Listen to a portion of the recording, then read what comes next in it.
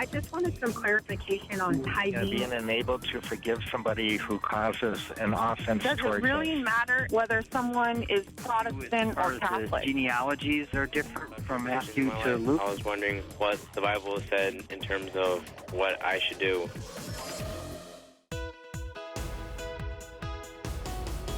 This is Pastor's Perspective.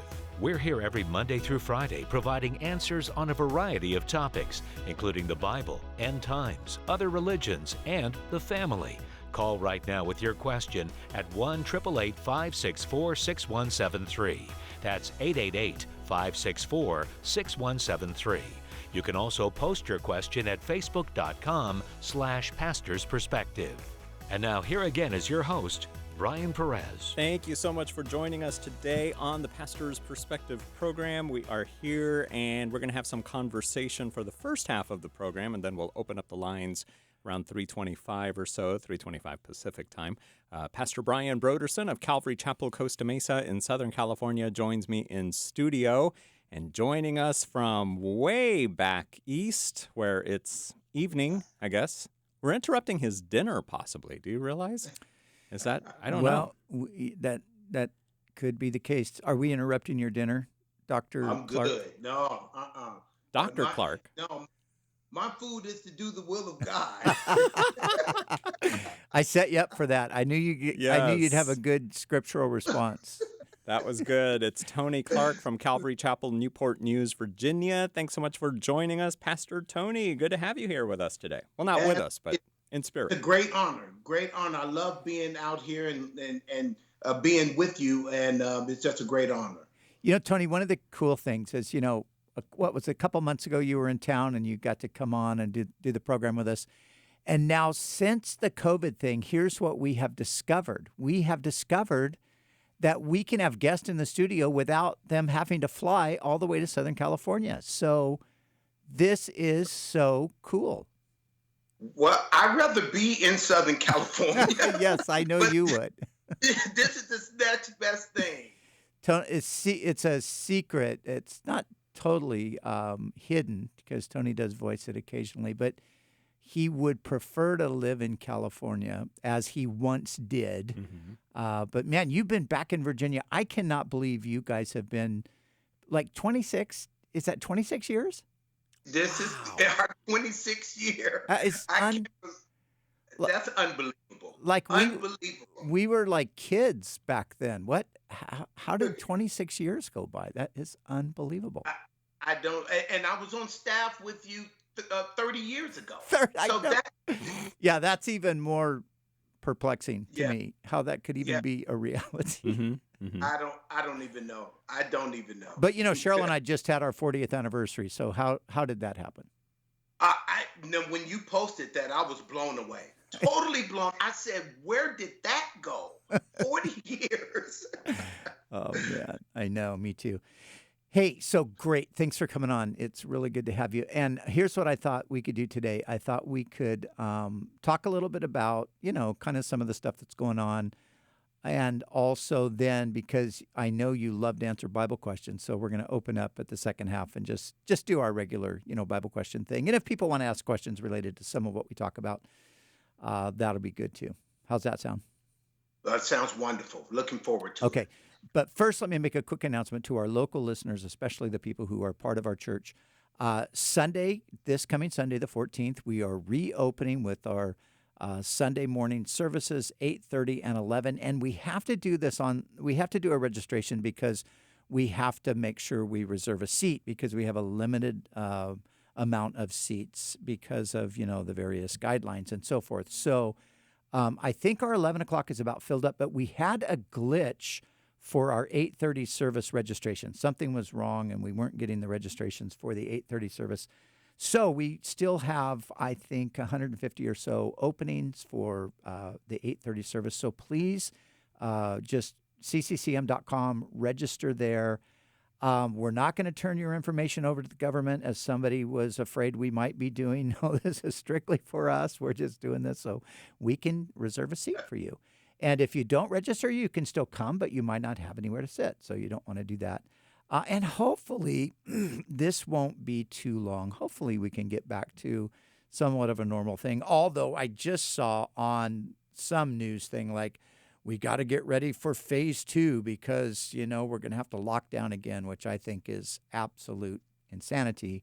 But we won't go there today but Tony, you and I were talking the other day about this, and you were telling me, so I'm just guessing because you and I haven't had a conversation about this in a long time, but your church is what, close to a couple thousand folks these days? Yeah. Okay. Well, it used to be prior to the coronavirus. Yes, right. And then you told me that you guys, because you guys are in Virginia, that you guys actually opened up, was like 4 weeks ago? Yes, it's been 4 weeks. Yeah. Sunday was our 4th Sunday. Okay. And then because I talked to you like 10 days ago or something, and I think you told me that you only had a couple hundred people coming to church. Is that right? A little less than that. Really? It was maybe 150. And we had to go back to one service. We haven't been in one service in 25 years. Yeah. And we had to go back to one service because the people just were not ready to come back out. So is it just, you get the sense that people are just fearful about coming and socializing?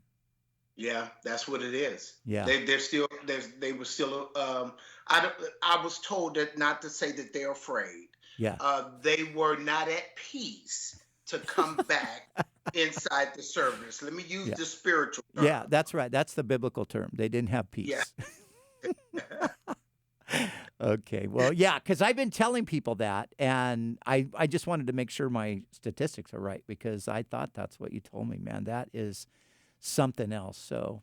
Well, let me just say this. Let me say this much as well. I heard that even the great Jack Graham down in Texas opened up, had about 100 people. The following week had less than that. Oh, wow. Ed Young down in Texas, either sits 2,000 to 4,000 people. First time they opened up, they had about 100 people. Wow. So this has been everywhere except for what I've seen in California. Yeah. California, they open. That's why I posted and said, "Hey, I love my California folks. How you guys came to church in droves." Yeah. And so it's just a different climate out there. And you get to the south and to the east. It's just a different vibe. Yeah. Yeah. Tony, my son Char, he's in Sonoma County up in the North Bay area, and they have not, because it's county by county, the way they're, it's the county officials who are making the calls on when you can gather. And, the state gives its guidelines and each county then applies it accordingly. So they don't even have permission to meet yet in Sonoma County. Oh. So they're still like just, okay, we're still on the online thing. So, boy. So they're not able to do drive-in church? Well, they could do drive-in, but drive-in church has its limitations too. I mean, we did a couple and they were fun, but I wouldn't want to do like a regular proper church service in a drive-in, to me, that just seems kind of tough. So, hey, but let's talk a little bit about, what's happened in the world in the past couple of weeks. And literally it's in the world, but it's primarily obviously here in our own nation, beginning with the George Floyd thing. And, you and I have had some conversations about it and you've done some interviews and I've done interviews and all of that. And I think, Tony, the biggest challenge that I'm finding, and I know that I know that you have this challenge more than I do. I think the biggest challenge is to get people to understand, and Christian people to understand, that this is a real problem that we're talking about here that is rooted in the history of our nation, and it's not. Now, here's one of the difficult things, and I've mentioned this several times. So I live in Southern California. You lived in Southern California, but you grew up in Gary, Indiana. You've lived 26 years now in the South, in Virginia. Mm-hmm. Now, that certain parts of California, and especially where we were together in North County, San Diego, and in Orange County, it's kind of like it's considerably different than a lot of the rest of the nation, even ethnically speaking, So I did some research, and I found out, because I wasn't quite sure, Do you know the African American population of Orange County is 1%? Yeah, I saw that some time ago. Yeah. Either 1%, 1.9, or something like Yeah, that. yeah. I said, wow. So when you talk about the idea of systemic racism here, people think you lost your marbles. You drifted over to the left, and you're, because we don't see it. I don't see. I thankfully see some black people in our community, but I don't see very many. So it's going to be hard for us to even judge whether there is such a thing because of our context. Now, I just want you to touch on Gary, Indiana, where you grew up, and on Virginia for the past 26 years, having lived in California. So just give us a little bit of an education about what the rest of the nation might look like in comparison. Yeah, growing up in Gary, Indiana, 30 minutes away from Chicago, predominantly black city, black mayor my whole life, and we lived in a pretty decent, neighborhood, but still the city itself was minority. And so my dad, being in the steel mill, he will come home, talk about the racism that he experienced. And you can cut the racial tension with a knife in the Midwest. And it is really bad. And so when I left to go into the Marine Corps, and then I ended up in California, I said, wow, this is paradise. I said, it would take an act of God to get me to leave California. It ended up doing that. But I wanted to stay there because I loved it, because all of the racial tension, all of the black-white issues, all of that was gone, and primarily because of the Camp Pendleton and the Marine Corps base. That mixed the races up, and many of the black guys that I saw when I lived there, they were married to either white women or Korean or some sort, but it was just a total different thing. And I said, now I could feel like I could exhale, that no one is looking at me because of my skin color. And then when I left to come to Virginia, okay, now I was brought back home to reality. Newport News, yes, is a melting pot of people. But in the area we're in is very, once again, there's some racial tension there. It's kind of beneath the surface, but it raises its ugly head. Like when people who were white would say that they go to Calvary Chapel, the first thing that their white friends would say was, "Isn't the pastor black?" And so, in essence, what are you doing at a black pastor's church? Yeah. And so that brought me back to reality and say, okay, you're not in Kansas anymore, Toto. You got to deal with this thing all over again. Yeah. Wow. Yeah. Yeah. So so good. Thank you. Because I think, we need some perspective. It's just hard to see. And I think too, a lot of people feel that, well, we had the Civil War, we had the Civil Rights Movement, we seem to be making such good progress. How is all of this stirred up again? What's going on here? And I think, again, it's a lack of, it's really just a lack of understanding that although it might have seemed to go away in certain places, it's still really thick in a lot of places. So I just finished reading Let Justice Roll Down by John Perkins. And I want to say, I am tempted, if I had more money, I want to send that book to every single person in America and just say, just read this book. If you just read this book, then this conversation, hopefully, if you're, have a soft heart, would change overnight. Because, John Perkins was almost beaten to death in a jail cell, falsely arrested in 1970. And then his case finally went all the way up to the through the appellate courts. It didn't get quite to the Supreme Court. and a man who did nothing wrong, falsely arrested, beaten senselessly. He lost the case. And it's Wow. like, it's just unbelievable. And so, man, there's so many things. And, part of me wants to just move on and let's get back to normal. But another part of me just says, we got to have this conversation. And so, again, thanks for coming on today so we could talk a little bit more about it. So I saw a video and I posted it. You and our friend Marlon Brown, you guys had a conversation the other night, and that was a great conversation. I said, hey, people, take 1 hour. It's 59 minutes. Take 59 minutes of your time and get a little educated. Now, Tony, you know this. What normally will happen is among conservative folks like us, they will accuse people of talking about social justice or talking about racism, systemic racism, that you're buying into the left's narrative that, all of that sort of thing. So I made sure to let everybody know that you and Marlon are two of the most theological conservative people I know. So Definitely. you're just like, you're gonna be hard pressed to find anybody more biblically and theologically conservative than you. Yeah, that's true. That's true.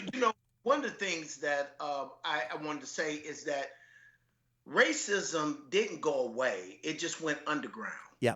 And so it's situations like this that brings it back to the surface. Right. That's what has happened. I was talking to a friend of mine, very prominent young mega church pastor in Montana. He posted about supporting just what Black people have been going through. He said that instantly over 1,000 people unfollowed him.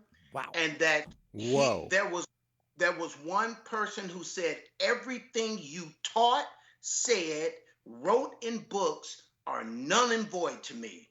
I won't listen to another sermon you have to say, just because he came out to support what Blacks have been going through, all this time. Yeah. And so I said, so it's still alive and well, and it just went underground.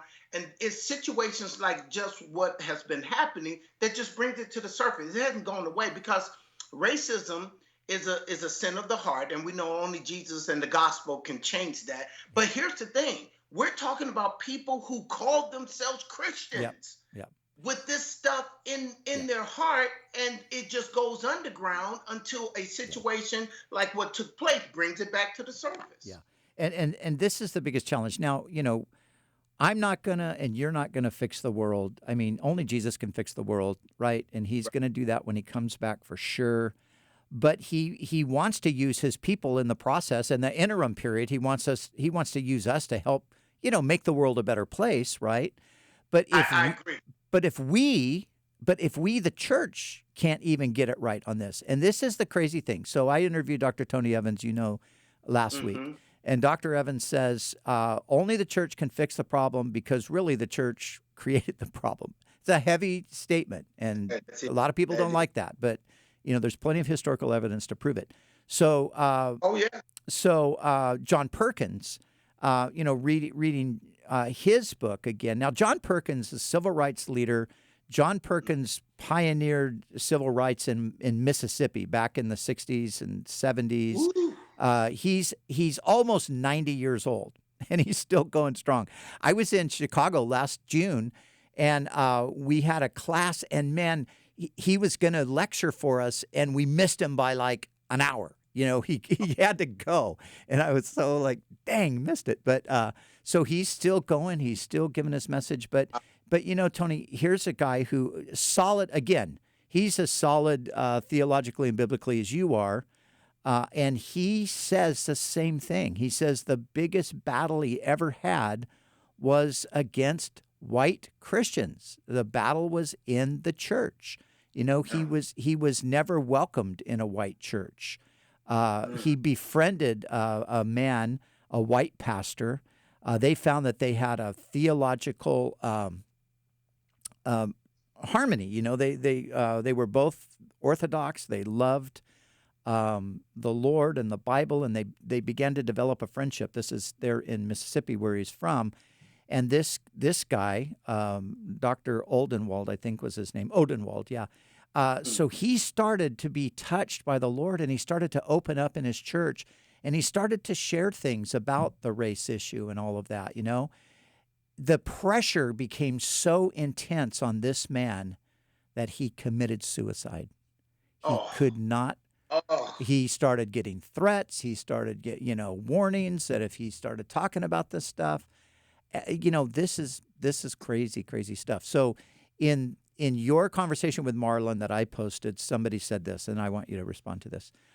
Somebody said, because you mentioned about the fact that when we bring up the issue, then somebody comes in immediately and changes the narrative. They want to switch it over to black on black crime or, black on white crime or, prison being, primarily occupied by black young men.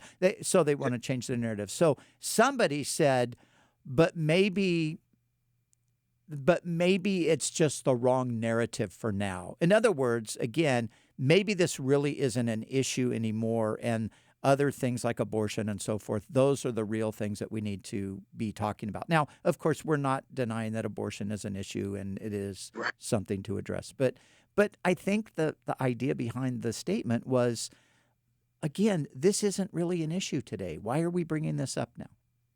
Yeah. That's the issue. The issue is constant, and I get this from, I hate to keep saying that, I get this from, I've received a lot of attack and from white Christians. I'm talking about from the church. Yeah. And we're called to be ministers of reconciliation. And so the church should be leading the way in reconciling the world to Jesus Christ. But instead, now we're fighting, and I'm no longer going to say, because what I was saying at first is that I believe Black Lives Matter, the statement. I don't believe in Black Lives Matter, the movement. Yeah. And there's a huge difference between the two. Yes. I'm not going to say that anymore, because just the Black Lives Matter just causes people to turn off anything else you're going to hear. Yeah. I would just say Black people matter. Yeah. And Black people matter because of Imago Dei. We're made in the image of God. Therefore, we matter. Christ died for us too. Yeah. And so that is the only thing that I'm talking about when I say Black people matter. They matter to God because we're made in his image. Yeah. So for me, this is what I'm trying to get across. And people want to, and I've received attacks, people want to fight and argue over, and I'm talking about church people, Christians. And so it's a shame. Yeah, it's a tough situation. Now I want to bring this up, and this is a hot topic right now, and I want to get your take on it. Now, I think I can say with absolute confidence that you and I both agree that rioting, burning, killing is wrong.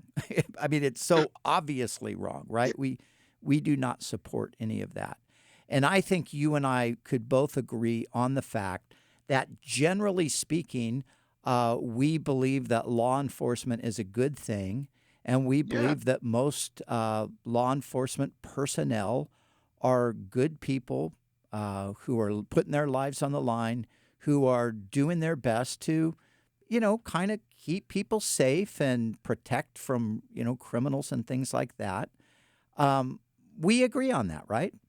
Yes, most definitely. It's obvious. Everyone knows that it is not right to loot, burn down, kill folks. That's madness. And for Minnesota and New York to talk about disbanding the police, that's straight madness to me. Why would you even think about that? Yeah. Why would you even put this on the table? Yeah. Why can't we come to a happy medium instead of just all or nothing, and we're going to try to come to a middle ground. No, let's just disband the police. That's madness. Yeah. And the cartel and gangs and folks is going to come in and fill that gap, and it's going to be complete madness. It's just going to look like Gotham City when we watch one of the Batman movies. That's what it's going to be like. Yes. Yeah. It would. Well, would, you know, definitely. I saw this interview with this one gal. I think she's even on the city council of Minneapolis, you know, and she's for defunding the police. And she ended up saying, because they asked her, like, well, you know, this will have its impact. I mean, like, if you try to call the police, they're not available. She says, you know, I've thought about that, but I just realized that even expecting to call the police is part of my white privilege, so I'm just going to set that aside. Whoa. And I thought, well, I think black people want to call the police too. I think they want the protection. I don't think it's a privilege issue. I think it's a common sense issue. But you know, Tony, because I've thought a lot about this, because, you know, believe it or not, I mean, some people have even accused me of, you know, what are you, anti-police? And look, I have so many. I have 4 of my pastoral staff are former police officers, you know, and I've had so many police officers, friends over the years. I still do. We do a ton of work with our local law enforcement here. But I do think that there is a reality that we must face, and we can't just sweep it under the carpet, that there obviously are some bad apples. And I think you said it, the bad apple, you know, that's what sometimes people focus on. Yeah, that's no doubt. I know we are running out of time before the halfway mark, but yeah, you're right. The bad apples are spoiling it for everyone. And I know police officers and see, somebody put it this way. I'm gonna say it real quick before we have to go. Somebody put it this way. Well, hey, what about when blacks are killing black police officers? What about that? I said, look here.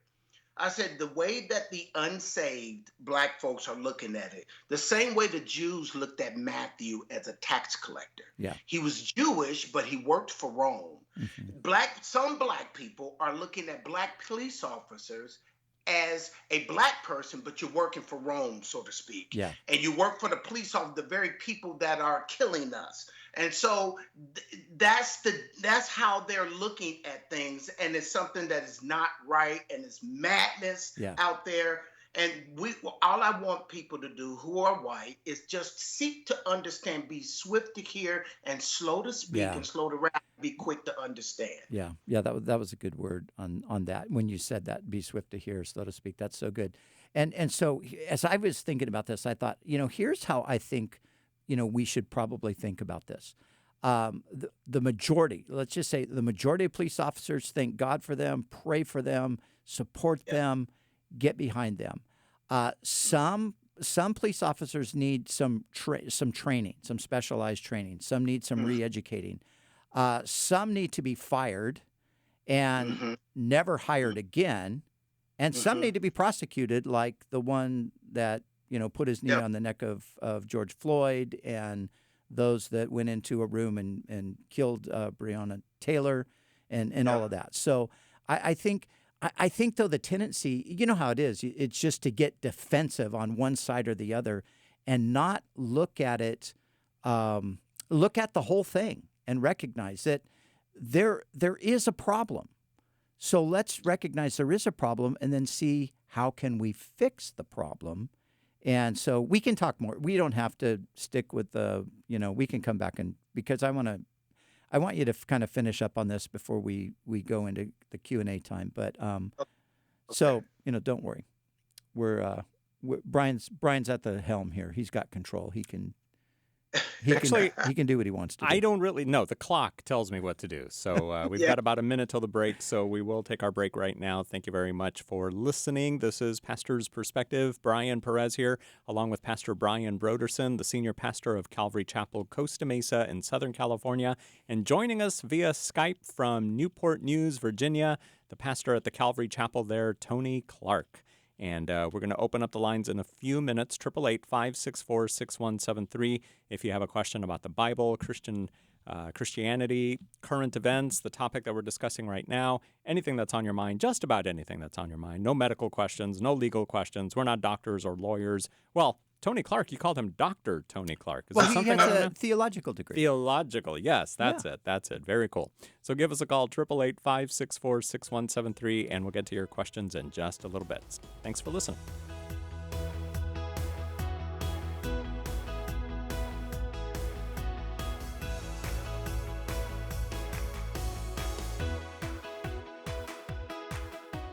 Pastor's Perspective continues in just a moment. Stay with us.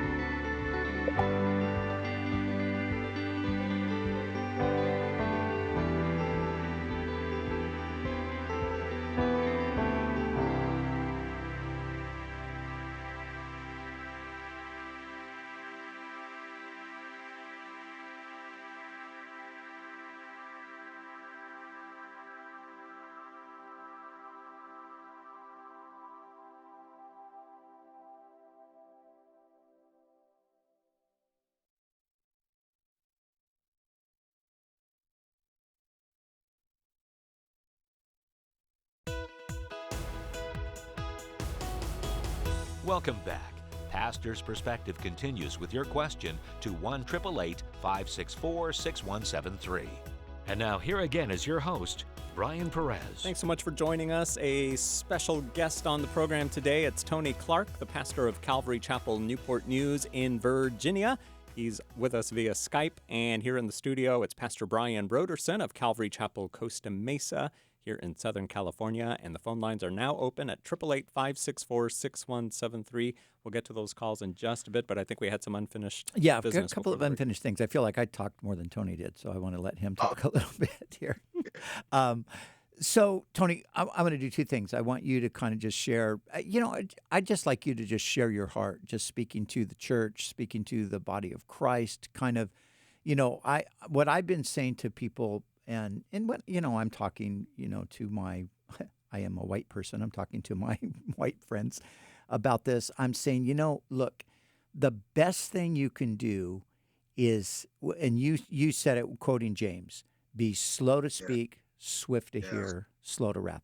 And I say to people, look, you need to have conversations with people because you have assumptions based on your experience or what you think another person's experience is. Let somebody tell you what their experience is and listen with a sympathetic ear. I've said that. So I want you to do that. I want you to kind of just speak to us, speak to the church. But then secondly, after you do that, I want to ask you a Bible question. Okay. All right. Yeah. I think that I mentioned it when I was talking to Marlon as well, is that what made Ezekiel such an effective prophet was Ezekiel 3:15 says that he sat where they sat. He was with the captives as they were in Babylonian captivity, and he was able to hear the heart of those in captivity because he sat where they sat. And I think a lot of my precious white brothers and sisters, need to sit where we sit, which means that have conversations with minorities, create small groups where discussions can be made. Also, to be able to invite over to dinner or have lunch with them and just say, hey, we know in that culture to eat with the person is to become one with them. And when you are able to sit and listen with sympathy and empathy, the way Ezekiel was able to listen to the captives, he had sympathy and empathy. But instead, what I've been getting from my precious white brothers and sisters is that they're constantly changing the narrative. Forget what you're going through. What about abortion? What about black on black crime? What about the jails? And it's what they're saying is that I don't care what you're saying. What about this? And there's no sympathy. There's no weeping. Like Romans 12:15 says, weep with those who weep, rejoice with those who rejoice.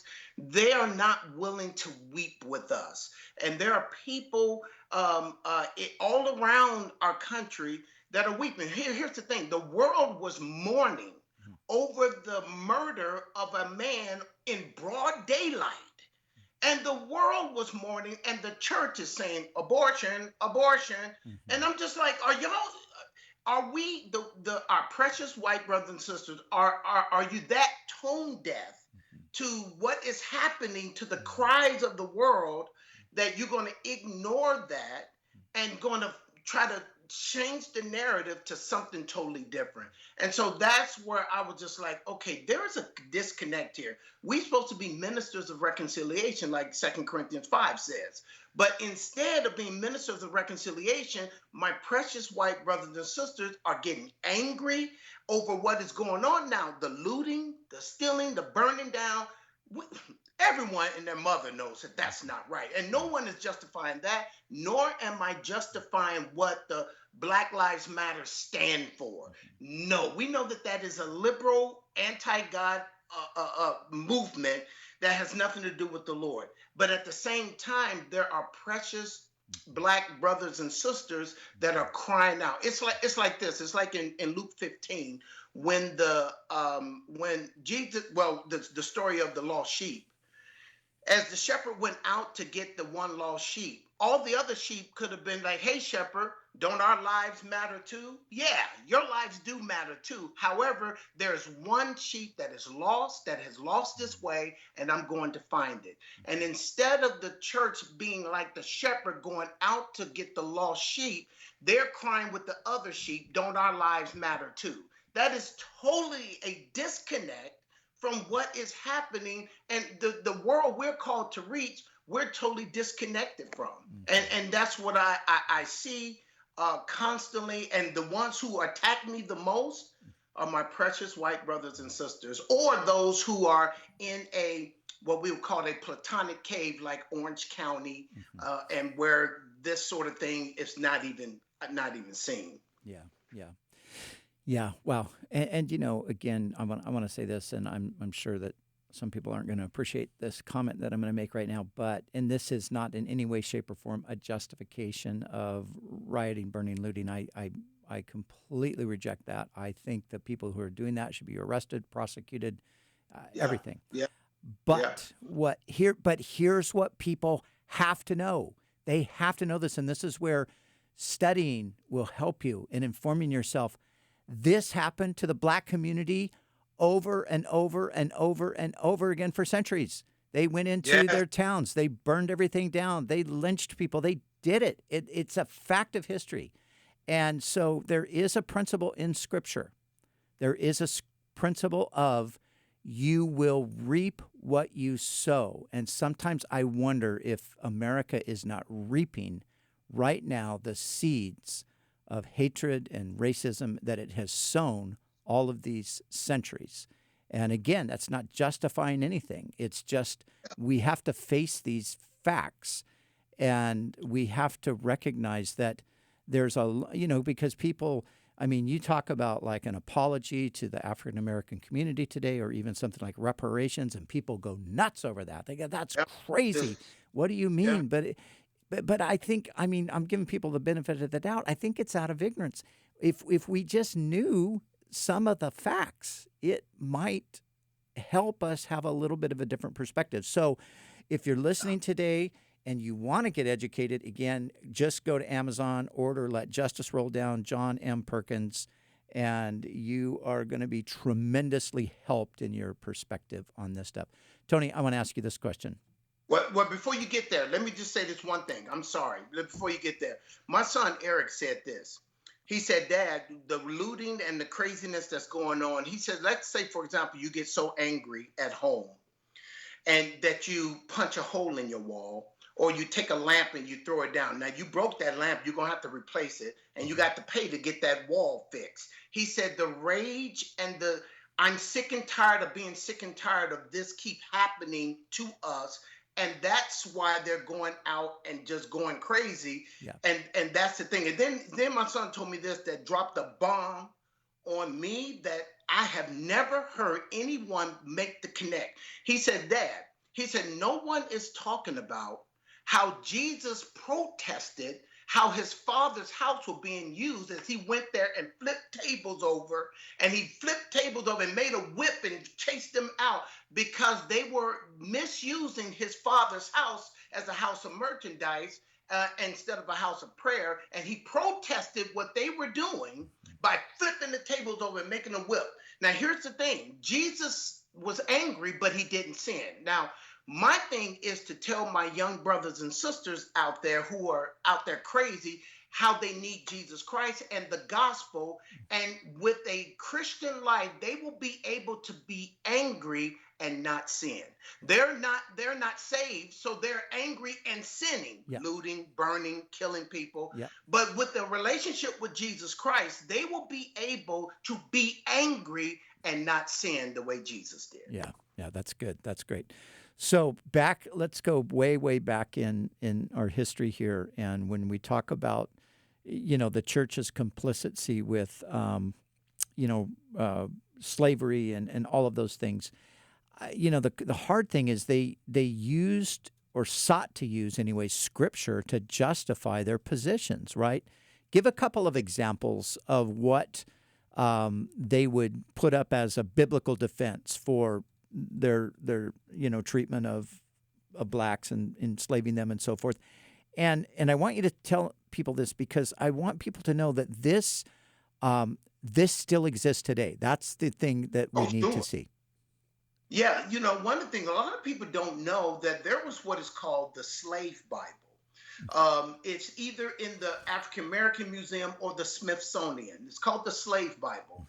And it was passages that were in the New Testament or the Old Testament that justified slavery. All the scriptures dealing with a master slave or master servant, Paul, in the New Testament, we know Rome had over 60 million, slaves in it. So he was dealing with the slave master situation. And therefore, all of those verses were verses that were used to keep the slaves in bondage.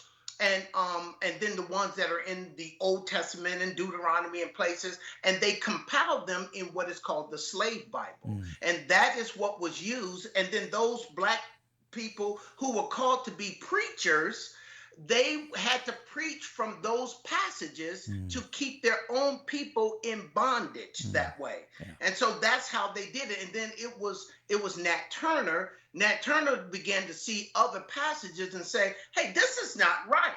And so, of course, in white American history, Nat Turner is looked at as this terrible guy. He went around and killed all these white people. It wasn't right.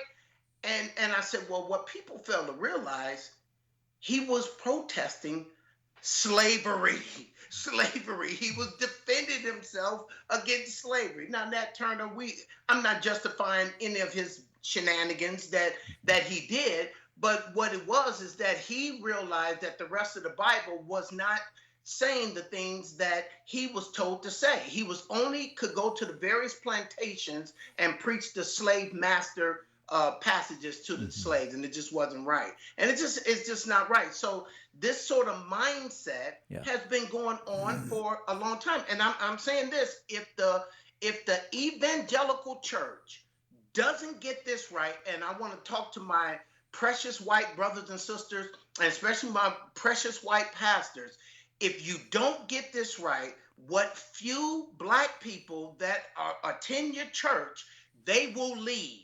And they will flood into the black Muslims, the black Hebrew Israelites, the black nationalists, because they have been saying for years that Christianity is the white man's religion. And therefore, as they flood out of the evangelical church, they will say, come on, didn't we tell you it was the white man's religion?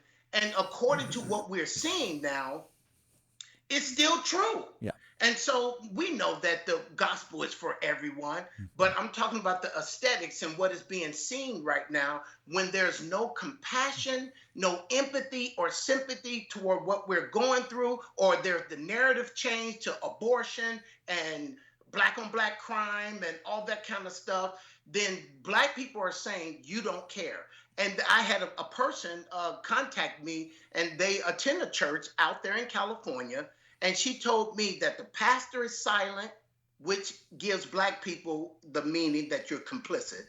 And then people that they were friends with, all of them are all justifying the police department. Now, we know the police, according to Romans 13, are ordained by God. We know that, but they're bad apples. And so now I guarantee you they may leave that particular church they've been serving in for so long because the pastor is silent, who is white, and the people all around them are saying, hey, police, they're right, the blacks are wrong.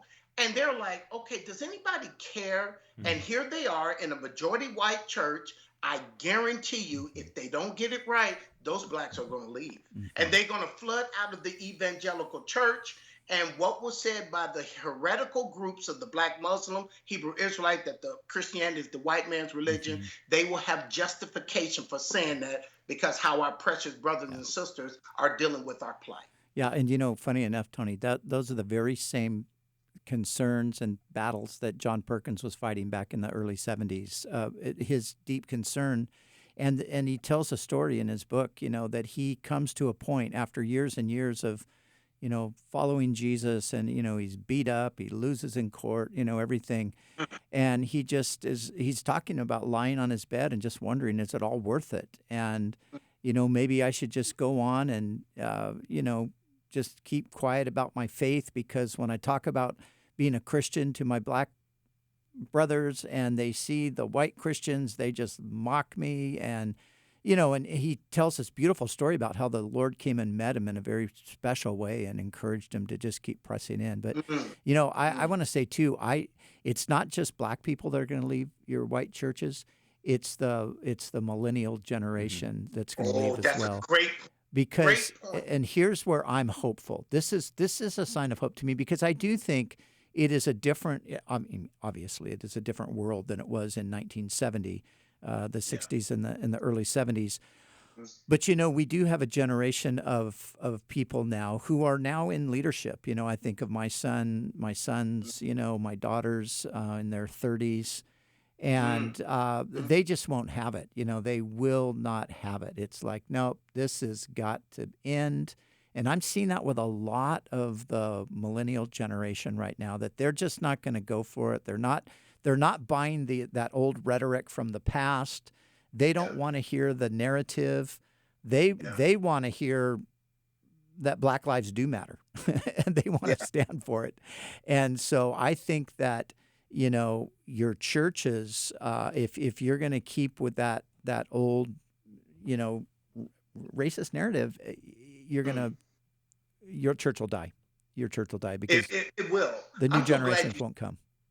Oh, I'm telling you, what I told our local news station that came out to view our and record our kind of we got together with some other white churches and had a time of prayer at our church, and the news came out to cover it. And I told them, I said, you know what? I said I wasn't born for the Watts riots back in the mid 60s. I said I was a little toddler for the riots in Detroit. I said I was in California for the 92 LA Rodney King riots, and I said I'm alive today. I said I've seen more white people locking arms with black people than I ever in any riots that I've ever seen. And the scene that touched me so much was the scene of, there was in Washington, D.C., there was a young black kid. He looked like he was maybe about 22. He crossed the barrier. The police officers with their riot gear were marching towards him. And he got on his knees and held his arms up in the air. And then there was a young white girl that was about maybe 21 years old. She hopped over the barrier and kind of hovered over the black kid, saying, "You're not going to do anything to him. Don't hurt him." Yeah. And I said, wow. I said, this generation gets it. Yeah. If you're going to, the older, my generation and above, our generation and above, many of them are kicking their heels in and not even seeking to try to understand or try to help me to understand this. And they're not doing it at all. I had a pastor, I just want to challenge you on what you said. And I said, you barking up the wrong tree. I'm not for you challenging me. I said, unless you walked in my shoes, unless you put my skin on, I said, I'm not hearing it. So that's how I'm being attacked. I'm talking about by the church, not unbelievers, the church. Yeah. And it's a sad thing to see. But this generation, the 30s on down, they get it. They're getting it. Yeah. Yeah. And wouldn't it be just amazing? Because I was thinking about this the other day, and I'm sorry, but I don't think we're going to actually get to any calls today. But tomorrow, we're going to just only answer questions. So all of these questions that we missed today, and Thursday, we're going to just answer questions. But, Tony, I was thinking about this. I was thinking about the Jesus People movement, and I was thinking, man, it was really in the midst. It wasn't after the craziness. It was in the middle of the craziness that God began to pour out his Spirit. And I was just thinking the other day, I was thinking, wow, Lord, it's pretty crazy right now. Mm-hmm. This would be a great moment. And I think it could even be happening. I think it could be happening. I read an article today, Tony. I don't know if you read, or do you know who Shylin is? Does that name ring a bell to you? Shylin? He's a hip hop artist out of Philly. Yes, he does. Yes. He wrote an article for it's posted at the Gospel Coalition, and I retweeted it today. Man, it's such a beautiful article. He's just telling his story, just pouring out his heart. But man, at the end, he's just saying, but you know what? I'm clinging to Jesus. And he's just given this powerful testimony of like how his hope is in Christ, his hope for himself, his wife, his children. As a black man, his hope for the world is in Christ. And I think, I don't know, with the coronavirus and now all of this, maybe that's just a combination of these kinds of things that God is using to turn people's hearts. And, even, and we didn't mention, but everybody knows it's true. There's agitators in these riot situations. There's plenty of... it's not just black people, vandalizing and looting and beating That's up. right. And there's plenty of white people doing that. But, even those anarchists and those people, they need Christ. Everybody needs Christ. Yes. And a united church is the best best possible solution for a world that needs Christ, right? Yeah, and that's so true. And what is happening is that I'm just like, folks, can y'all just try to understand, try to sympathize with, try to empathize, do what Christ would do. Christ left the 99, went after the one that was lost and hurting. And it's like they're not willing to do. They're ready to cry abortion every time. We know that abortion is a problem, but can you just shed one tear for what is going on in the world with people of color that we have been dealing with? We were talking about some folks with white privilege, and some people don't think that exists. I said, you don't have to go into a store and have to worry about somebody following you because they think you might steal something. I said, you don't have to have a police officer stop you and you're very nervous and you're putting your hands up in the air out the car because you're not sure whether he's going to do something to you, or you got to ask permission. Can I reach down and grab my license and registration? And it's just weird times. And that I had a white friend tell me, pastor friend, he said, when I see a police officer in my rearview mirror, I think he's on my side. I said, that's not what black people think. Yeah. We think that we're in trouble. And we make the wrong move, we can be in trouble. One pastor friend told on our staff, he said, you know what? My son, who's 18 years old, got stopped. He ran out of gas, and a police officer, the dad said, I'll be right there. It took him 5 minutes. When he got there, 4 white police officers had surrounded this young 18-year-old kid. And he said, well, are you the dad? He said, yes. He said, did he run out of gas? He said, here's the gas can. I'm bringing him right now. He said, let me ask you, why did it take 4 of y'all to come to see about this one kid here? Oh, well, you just never know, these guys were just in the area. I said, okay, all right. Yeah. That's the stuff we deal with all the time. Yeah. Our kids, my son, all the time have been stopped. There's just one last thing. There's this one guy who in D.C., he's a black congressman. He said that he's been stopped 9 times in D.C. And each time he says, I am a congressman. The police officer said, I don't care who you are. Give me your license and registration. And it is profiled 9 times. And this man is a congressman and didn't do anything wrong each time they let him go. Yeah, that's crazy. Shailene tells a story about being 12 or 13. I think he was 12 years old, and he got some money for his birthday, so he wanted to buy some new shoes and some sneakers, some sports shoes, whatever you call them these days, basketball, whatever. So he goes in the store, and he's just he's so excited he's going to buy these shoes. But he just doesn't know what he wants, so he's just trying to make up his mind. So he spends a lot of time there. Finally, they the manager asked him to leave because he's been there too long. And I tell you, man, I read that, and that just it was like a punch in the gut. I could just imagine a 12-year-old wow, that you've been in the store too long, So, yeah, nobody wants to hear about white privilege. That is you start talking that, and man, our white skin, we get, but we got to stop and think about it and just realize. I love the way Miles McPherson described it. He described it like the difference between left-handed and right-handed people. How the world was pretty much developed by right-handed people. They weren't intentionally leaving out the left-handed people. They just never really thought about them. Yeah. Love you, Tony. Love you too. Thanks for coming on, man. Tony Clark, thank you. Anytime. All right. Thank you so much for joining us today on the Pastor's Perspective program. You can find out more about Tony Clark on his church's website, calvarynn.org, Calvary NN as in Newport News in Virginia. And the article that Pastor Brian was talking about, George Floyd and Me, is the name of the article by Shailene. You can find it at thegospelcoalition.org. Sorry that we didn't get to your calls today. We'll try it again tomorrow, 3 p.m. Pacific time. God bless you. Have a good evening. Thanks for listening to Pastor's Perspective. We trust you've been blessed and had your question answered. Join us Monday through Friday and follow us on Facebook at facebook.com/pastorsperspective. The preceding was sponsored by Calvary Chapel, Costa Mesa, California.